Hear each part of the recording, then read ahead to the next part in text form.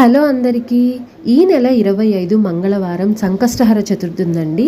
ప్రతి నెల సంకష్టహర చతుర్థి వస్తుంది. అందులోనూ మంగళవారం వచ్చే సంకష్టహర చతుర్థికి చాలా శక్తివంతమైందండి.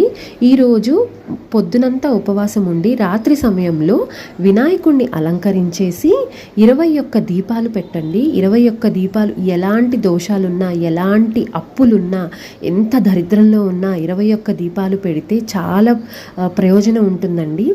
నేను ట్రై చేశాను కాబట్టే చెప్తున్నాను. ఇక్కడ పైన చూపించాను కదా, ఆ విధంగా పెట్టండి. అలాగే రేపటి వీడియోలో మీకు ముడుపు ఎలా కట్టాలి, వినాయకుడికి ముడుపు ఎలా కట్టాలి, ముడుపు కట్టడం వల్ల ప్రయోజనాలు ఏంటి అన్నది రేపటి వీడియోలో చెప్తాను. కానీ 21 దీపాలు ఖచ్చితంగా పెట్టండి, చాలా శక్తివంతమైనది. అలాగే మీరెవరైనా నా ఛానల్ని కొత్తగా చూస్తుంటే దయచేసి సబ్స్క్రైబ్ చేసుకోండి. ఏమైనా డౌట్ ఉంటే కామెంట్ చేయండి. బాయ్.